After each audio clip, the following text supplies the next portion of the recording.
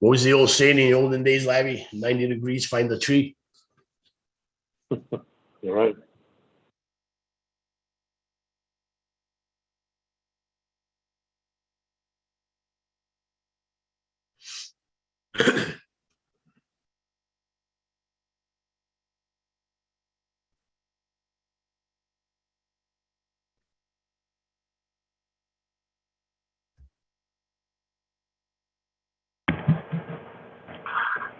Good evening, everyone.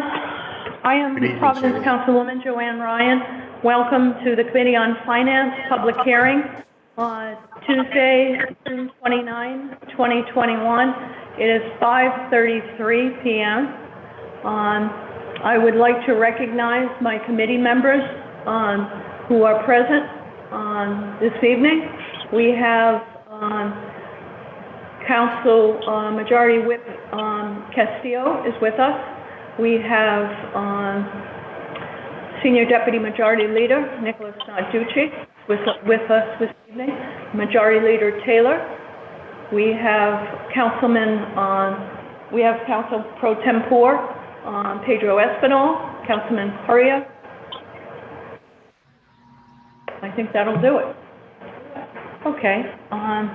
Again, this is a public hearing for the purpose of hearing the budget articles that are posted today on the agenda. I'm going to just essentially waive the reading of these items, and we're going to go right into the meeting. I would like to ask the solicitor first, if I may. City Solicitor, are you with us? Jeff Dana? Solicitor Dana, are you here? Yes, I am. To start the meeting off, I think it would be prudent and appropriate. Mr. Solicitor, are you aware we are holding this meeting as per the city charter and all applicable state laws? And accordingly, have you certified that this public hearing for the subsequent passing of the levy and the issuance of tax bills, have you certified this public hearing? And may we continue? Yes, my office has reviewed this and is very comfortable that moving forward with this public hearing complies with all requirements under both the charter and Rhode Island general laws. Okay, so it is your advice that we can hold the public hearing and move forward this evening, correct? Yes, it is. That is correct. Okay. Thank you very much, Solicitor. We appreciate that. I'd like to now to move to, I'm sorry? Did you say something else, Solicitor? I just said you're welcome, Chairwoman. Thank you, sir. I'd like to move now to our wonderful CFO, Lawrence Mancini. Would you like to summarize the budget matters before us this evening? I would, Madam Chair, and thank you very much. It's a pleasure to be before your committee, along with your members of the committee and other council members. Madam Chair, we're here this evening for the purpose of public hearing on the fiscal year 22 budget. This budget was submitted by Mayor, as is required by the city charter, before May 1st, and it's under the consideration now of the Providence City Council and under the auspices of the City Finance Committee. This budget is a $539,937,743 million budget, and it's an approximate 5.68% change over the prior year FY21 budget. This budget, Madam Chair, continues the work of the administration working collaboratively with the council and other stakeholders over the past 6 years, and I believe post-pandemic COVID-19 really shapes the future of the city's budget, all things considered, including recovery from those areas that were affected by the budget, by the pandemic rather, including those matters that affect finances. What I can say, Madam Chair, members of the committee, is that this is a no tax rate change budget. No changes in tax rates will be necessary, as the revenue has been appropriately identified from continuing revenue expansion of the natural expansion of the tax roll, along with other revenue sources. This budget continues investments in the community that include healthy and thriving communities in a city that works. It includes neighborhood support to other most vulnerable constituencies, including DeWalla supports, as well as other activities. This budget also reflects, Madam Chair, members of the committee, a collaboration, once again, of the Providence City Council administration working through the Providence Redevelopment Agency in the creation and establishment of a $25 million Providence Housing Trust, which was the mandate of this body and the administration, and it'll be supported by tax stabilization payments that will support the debt service necessary to support that housing trust. It also will include, Madam Chair, the return of those things that have become the norm in the city of Providence post-pandemic, with celebration of downtown programming and PVD Fest. And it will have also a reflection of social equity and racial justice activities built into the budget, a high priority of both the administration and the council. It will continue contributions to the Providence School Department, and it's expected to include a change in the school department budget, as has been discussed regularly. It also will provide early learning and development, PVD Young Makers, comprehensive student health plan, and a One Providence youth program with assistance from some of the funds associated with the American Rescue Plan.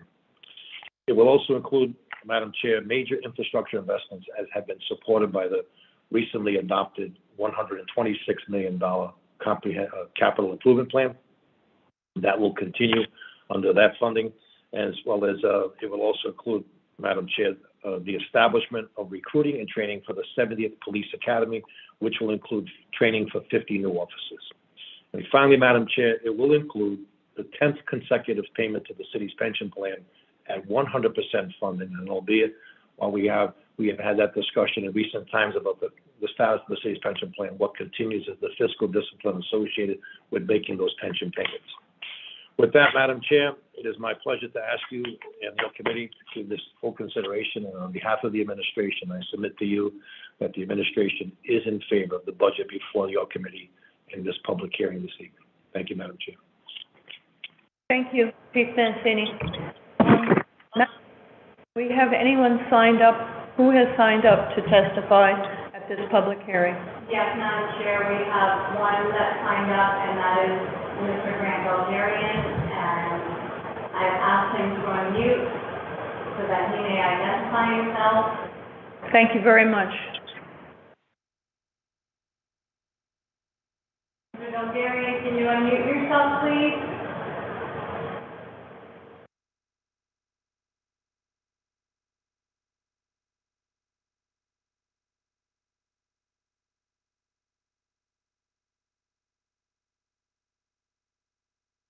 While we're waiting for Mr. Delgarian to come online, I'd like to recognize Deputy City Solicitor Ken Cheverini is with us also this evening.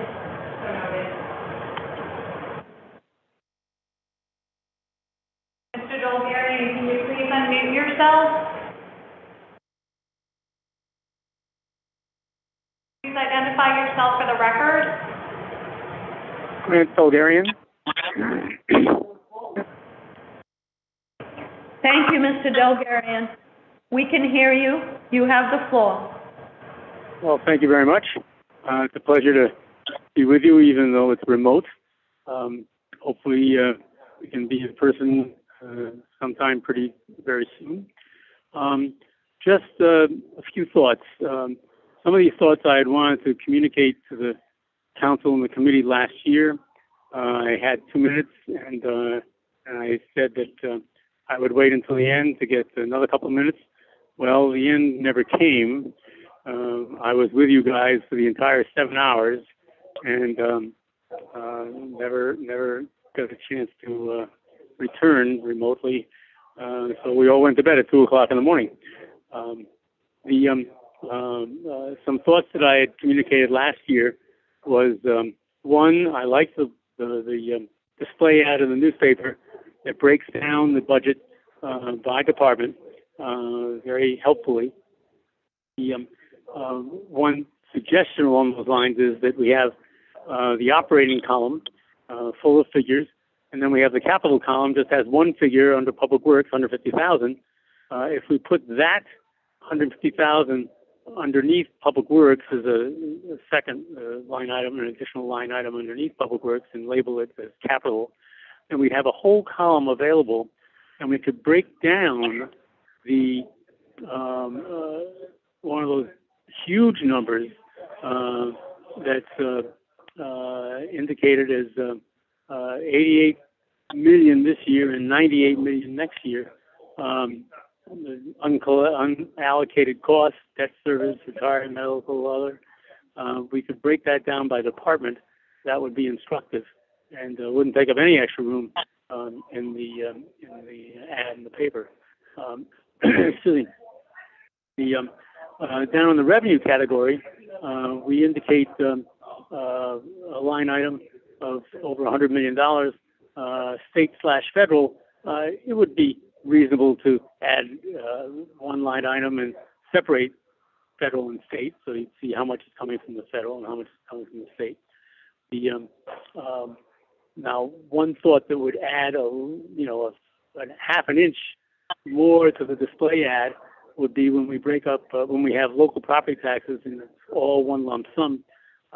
It would be instructive to have that broken down, residential, commercial, industrial, three major categories, just so we have an understanding and sense of where our revenue is coming from.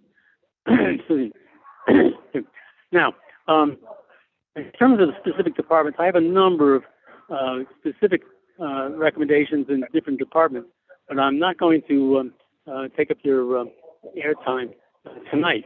But my request is that if each of you would be so kind over the course of the next month to send me a postcard and send it to me at my work at 835 Westminster Street, Providence 02903, and let me know when's a good time range to call. In the afternoon, the evening.